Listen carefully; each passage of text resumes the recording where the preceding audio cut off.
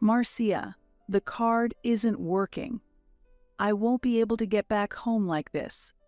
Fix this right now," yelled my husband over the phone, unable to check out of the hotel.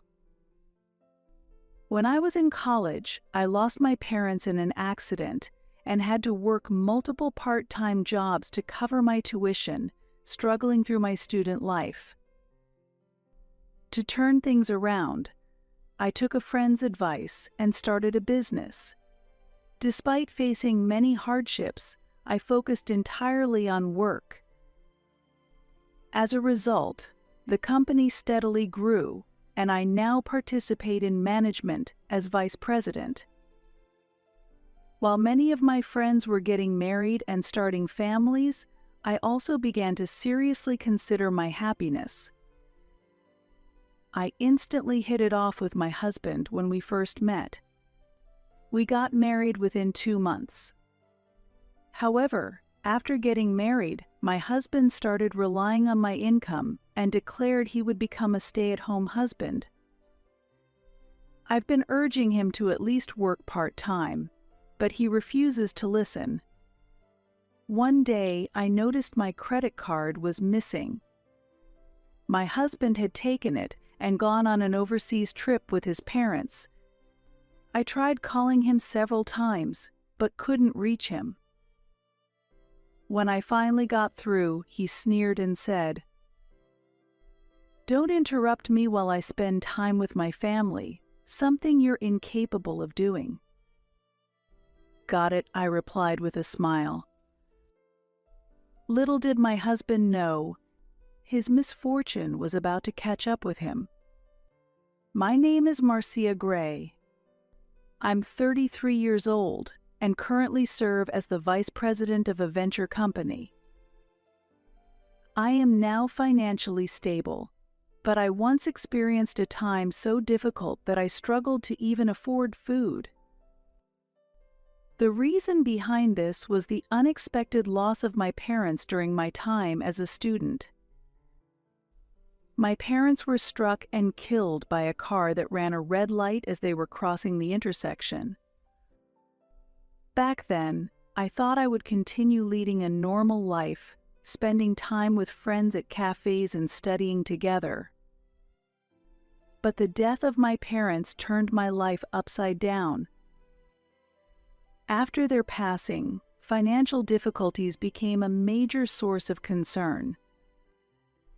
The biggest challenge was figuring out how to pay for my tuition. I tried to cover it with scholarships and part-time jobs, but that wasn't enough, so I found myself constantly working multiple jobs while attending classes on barely any sleep. One day, Morris Ward, a classmate, made an unexpected proposal. "Marcia, how about we start a new company together? If we combine your talent with my business skills, we have a good chance of succeeding." Morris was highly regarded at the university and respected by many.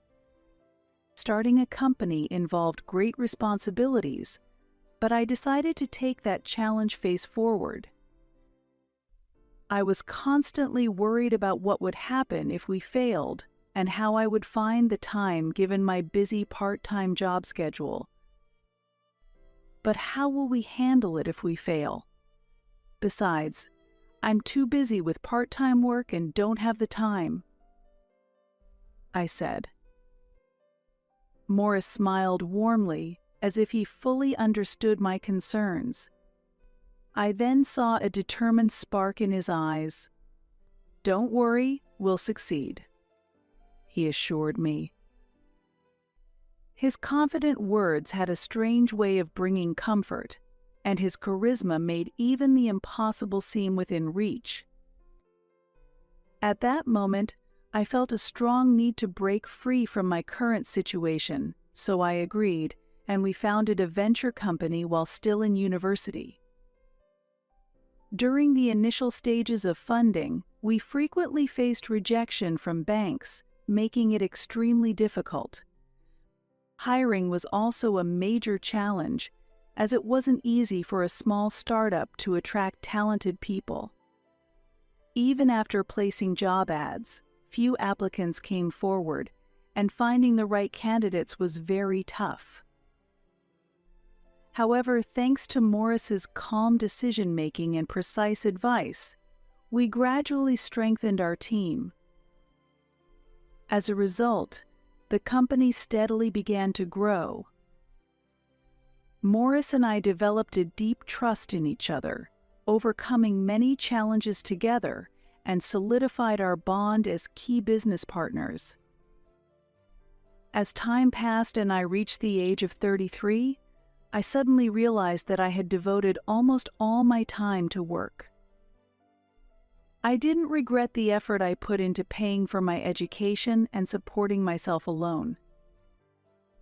I take pride in the company I built from the ground up. The business is thriving, and as a venture, it has achieved notable success.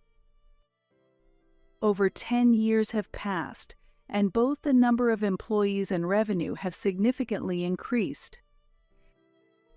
However, as close friends around me began getting married and starting families, I realized that my life revolved entirely around work. In a moment of self-reflection, I started questioning my current lifestyle. One day, after a lunch meeting, I was talking with Morris and suddenly voiced those feelings. "Morris, lately I've been seeing friends my age getting married, and it made me think." Morris was a bit surprised by the unexpected topic. "What's this all of a sudden?" he asked. "I've been focused solely on work since graduating from university, but I'm starting to wonder if that's really okay." "Are you saying you want to get married?" Morris asked in return. After hearing my thoughts, Morris pondered for a moment before responding.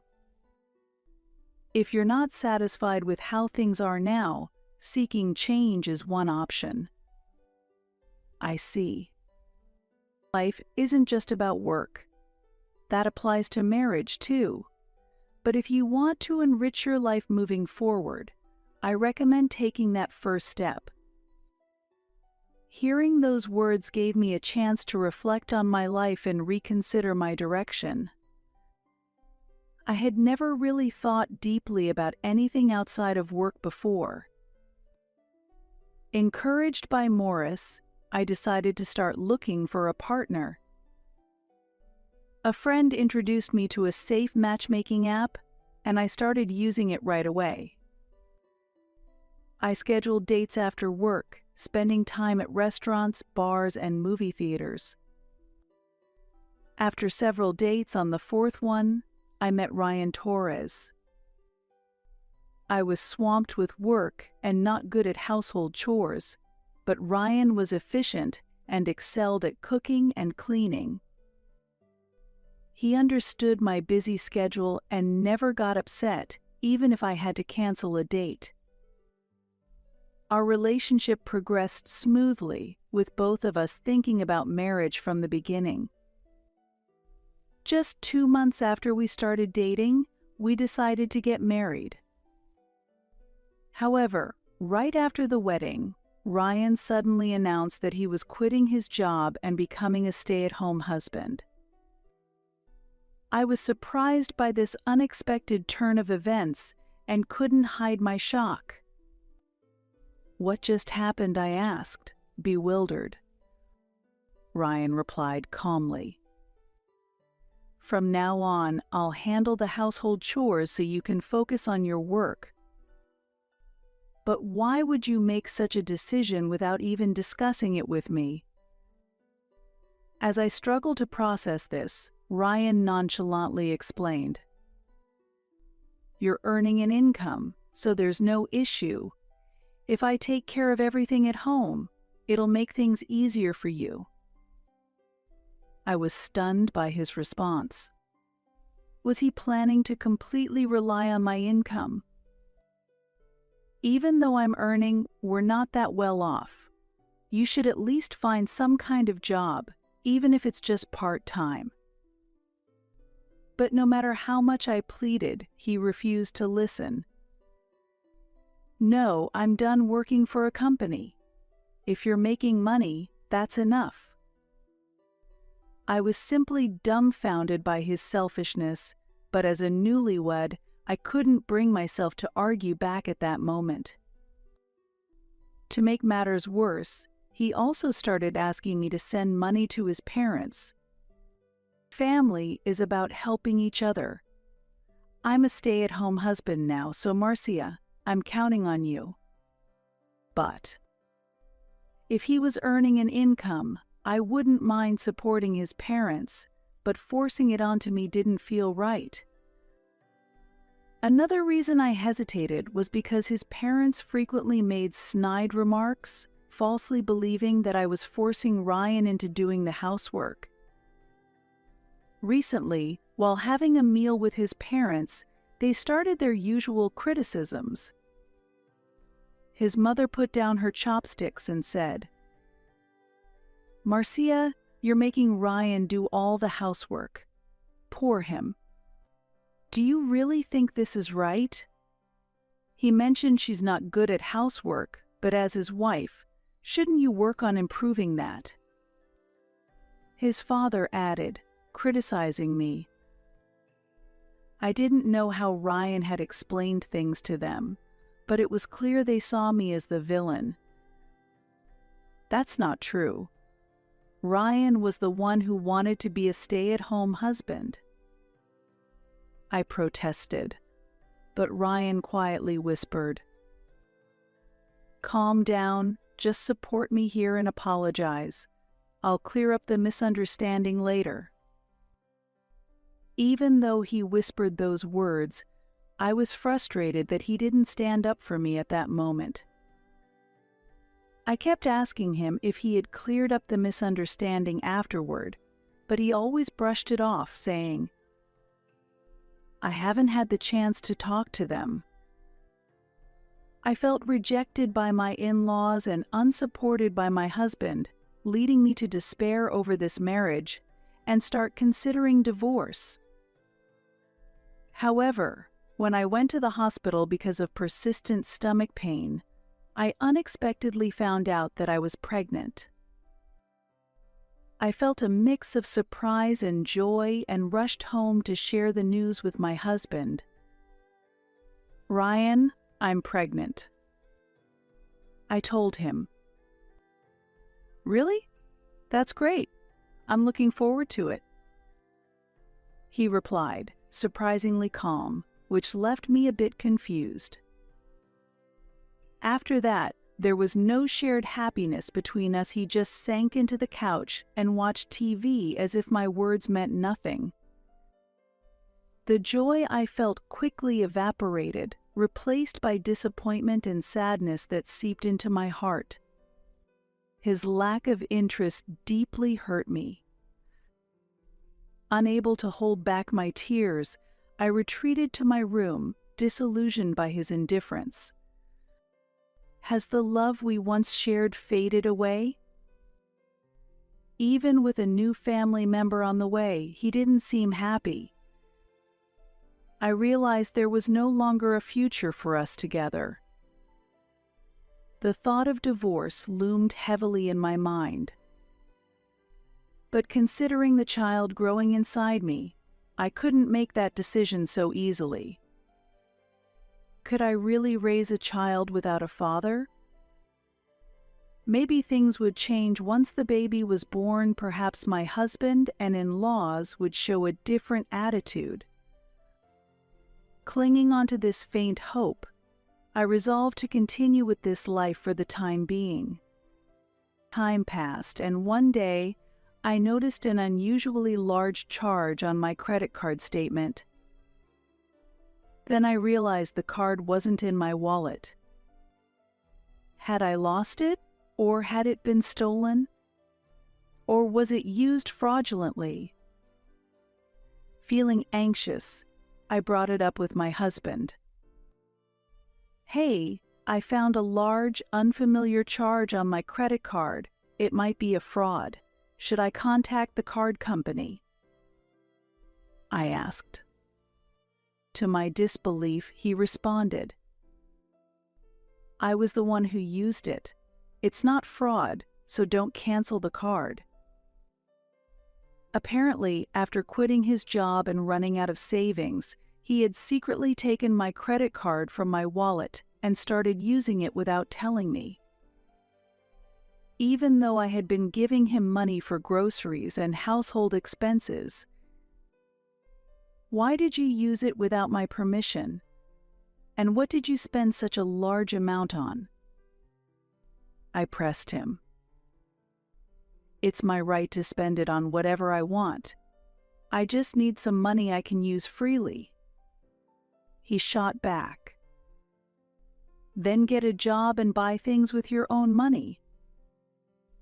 I retorted, but this was a conversation we had repeated countless times. No matter how much I pleaded or got angry, my husband had no intention of working. The man I once thought would support our household was now hardly cooking meals, relying mostly on takeout and delivery, and barely keeping the house clean. When I complained about this, he lashed out in anger. "You're the one making the money, so what's the problem? I'm your husband, and I'm doing the housework as a stay-at-home husband. I have the right to at least that." He shouted and eventually stormed out, saying he was going back to his parents' house. Anger and sadness filled me over his actions. Aren't families supposed to support each other? I'm pregnant now, but I'm starting to seriously doubt how much he really cares about our future as a family. My hard work has built the career and income we have now. Just because we're family doesn't mean I can accept him making large purchases without consulting me. I took deep breaths repeatedly to hold back the tears and anger. That night, he suddenly returned home with his parents. The door burst open, startling me as I stood up. The moment his parents came in, they immediately began their harsh criticism. "It's because you've been forcing housework on Ryan that he's been neglecting his duties." They accused me. "As a woman, you should be doing the cooking, laundry, and cleaning. Don't use work as an excuse to slack off." They continued.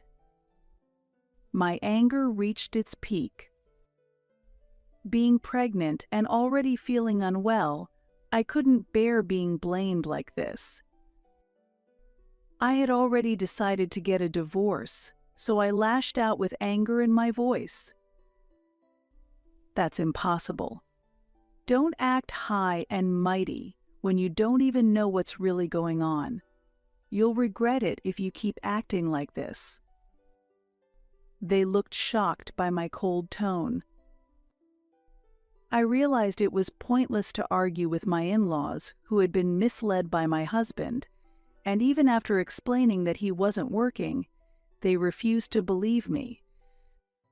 So I decided to say nothing more.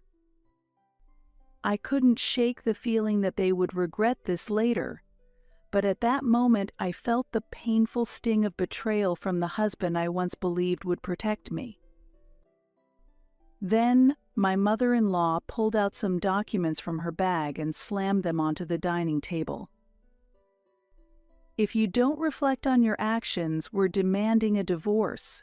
Sign this and get it done," she said, and my eyes were glued to the papers. I never imagined they'd present it to me like this. In fact, I had been planning to propose divorce myself. Thinking this might lead to a court battle, I signed the papers. My hand trembled so much that even gripping the pen was difficult. Fighting back my anger, I forced myself to sign the documents and said, There, it's done. With that, my husband and in-laws left. I realized I had forgotten to ask for my credit card back, and a deep sense of despair washed over me. Immediately after, a sharp pain suddenly shot through my abdomen, unlike anything I'd ever experienced before, and I collapsed onto the floor. My breathing grew rapid, and sweat began to pour from every part of my body. My vision blurred, and the unbearable pain numbed my senses.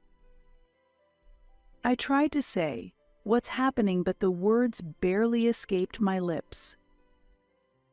With each breath, the pain intensified, and my body spiraled out of control.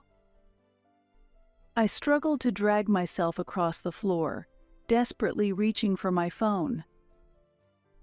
My fingers trembled as I clawed at the floor, inching forward with every ounce of strength I had left.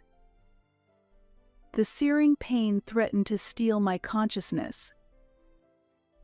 I finally connected the call and, in a trembling voice, managed to explain the situation. "Help. I'm in severe pain. I'm pregnant."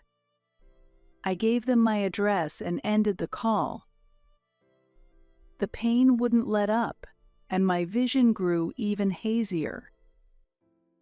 I collapsed on the floor, waiting for the ambulance to arrive. "Please, protect my baby," I prayed desperately. Even as I endured the agony, I kept telling myself I had to hold on for the sake of my child. I was rushed to the hospital, facing the sudden threat of premature labor. The doctor diagnosed my condition as caused by stress and overwork, and I was immediately admitted to the hospital. Overwhelmed by fear for my baby's safety, I must have passed out after arriving at the hospital, as a wave of relief hit me. After being in a coma for 2 days, I finally opened my eyes in the hospital room. The pain had subsided, and my body felt somewhat more relaxed. I suddenly became aware and checked my belly. I could still feel the presence of new life there.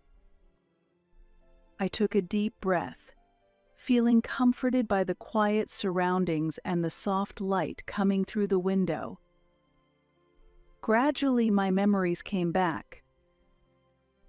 I recall the intense abdominal pain, the emergency ambulance ride, and the terrifying feeling of losing consciousness. Grateful that I was safe and still here, my thoughts turned to my husband. I need to contact him.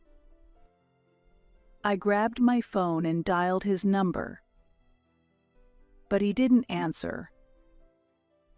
I remembered giving the paramedics his contact information when I was transported, but I hadn't received any word from him. I tried calling several times, but still no response. Anxiety began to weigh heavily on me. On the 5th attempt, he finally answered, but his voice sounded strange, and the connection was poor. "What do you want at this hour?" he asked. I was rushed to the hospital due to signs of premature labor. It happened after you and your parents left. I asked him to bring some necessities, but his response shocked me. "That sounds tough, but I'm overseas right now, so I can't do anything." "Overseas? Why?" I asked, stunned. "I'm enjoying a vacation in Singapore.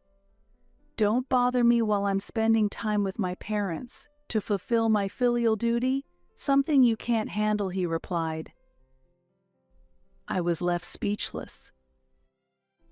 There's no way an unemployed man could afford an overseas trip.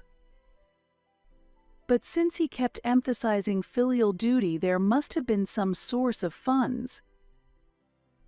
With my voice trembling, I ended the call with a simple "got it." Afterward, I went straight to the hospital's gift shop, purchased stamps and an envelope, and then made a phone call to a certain number. The next day, my husband called in panic. "The card's not working. I can't get back home like this. Fix this right now," he demanded. I canceled the card. I calmly replied, though inside I was seething with anger.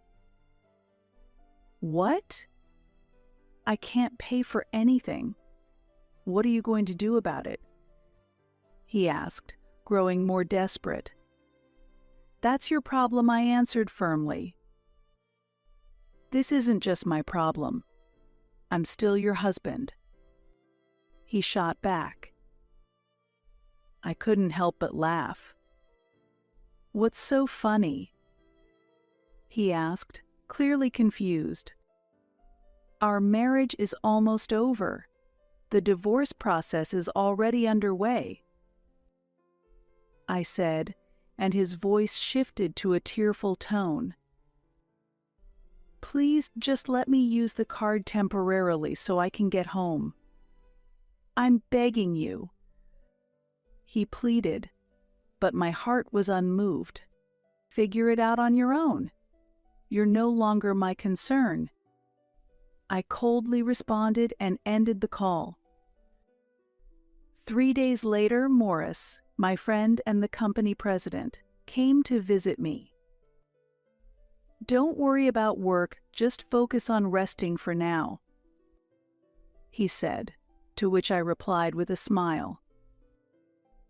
"It's the first time I've done absolutely nothing like this." But just then, the hospital room door burst open. My ex-husband and his parents, freshly returned from overseas, stormed in. The moment he saw me, my husband shouted, "What have you done?" "I had to borrow money from a friend just to get back home," his mother screamed. "This is unbelievable. How could you put us through this?" His father joined in, yelling. Our son's carefully planned trip was completely ruined. Their fury exploded as Morris and some passers-by watched. Despite the commotion, I remained calm. He paid for the trip with my credit card, without my knowledge. The moment I said that, the atmosphere in the room shifted. My in-laws exchanged stunned and bewildered looks, their faces reflecting the shock as if they had been struck by lightning. I continued speaking. "Right after we got married, he announced he would be a stay-at-home husband and quit his job. But he's barely been helping with the housework." As these words quietly echoed through the room, I could see the visible distress on my in-laws' faces. "What? Ryan isn't working? That can't be true. He told us he had a job." My mother-in-law stammered, her voice trembling, with clear worry and confusion in her eyes. My father-in-law also looked at me, his face a mixture of shock and disappointment. "The truth is, he's been unemployed the whole time, and I've been the one supporting the household." Hearing this, my in-laws turned to my ex-husband with expressions of disbelief. Their eyes were filled with betrayal and deep disappointment. My mother-in-law pressed her lips together tightly, while my father-in-law clenched his fists in anger. My ex-husband couldn't do anything but avert his gaze under their piercing stares. At that moment, Morris began to speak. "Mr. and Mrs. Torres, I have something important to discuss with you. I'm the CEO of the company where Marcia works. Through our conversations, I've been made aware of Ryan's unemployment and the fact that Marcia has been the one financially supporting the household. As Morris said this, my in-laws' faces showed shock and disbelief. He calmly presented his business card and showed them the company's website. They took the card, their hands trembling as they examined it. They couldn't deny the truth any longer, and their expressions became a blend of astonishment and confusion. As a matter of fact, our company is currently a key client for a major project at Mr. Torres's workplace.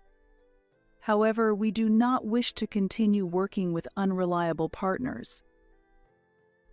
This can't be happening. What's going to happen to the project? Ryan, how are you going to explain this? My father-in-law stammered, his voice shaky, barely able to get the words out. He looked as though he'd been utterly crushed. My mother-in-law, too, buried her head in her hands with an expression of disbelief. How did it come to this? They were both pale, their despair evident. Wait. Marcia, please help me. I want to make things right. Ryan pleaded. My ex-husband grabbed my hand tightly, desperately pleading with me. His eyes were filled with despair and fear, and his hand trembled. Given how he had ignored me in the past and done as he pleased, I wasn't surprised to see him begging like this. It's too late. I can't forgive your past actions, and this is the end, I said firmly, pushing his hand away with determination. Please help me. He begged, dropping to his knees on the floor.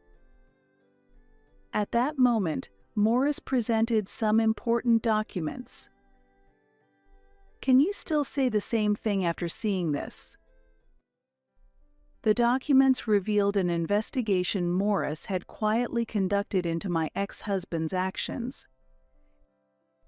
They detailed how he had falsely claimed to be sending money to his parents while actually keeping it for himself, and how he had been recklessly spending my income. I can't tolerate anyone hurting a valuable business partner, Morris said, revealing his intentions with a hint of shyness. But his eyes showed a strong resolve. I've already been in touch with our lawyer. You should prepare to compensate. Morris calmly informed the three of them with a polite yet businesslike smile. I felt an overwhelming sense of gratitude and relief for all that Morris had done for me. As I lay in my hospital bed, I gazed out at the scenery through the window. Since that day, the stress had lifted, and I recovered from the threat of premature labor, eventually giving birth to a healthy baby. My heart is filled with a mix of emotions: joy at the birth of new life and the exhaustion from childbirth. Morris and my colleagues even visited to celebrate, and I've been enjoying fulfilling days. After being discharged, I moved into a new apartment that Morris had arranged. Thanks to his thoughtful care, we chose a new address where my ex-husband and in-laws would never find us. This has ensured our privacy and safety, free from any unnecessary interference from them.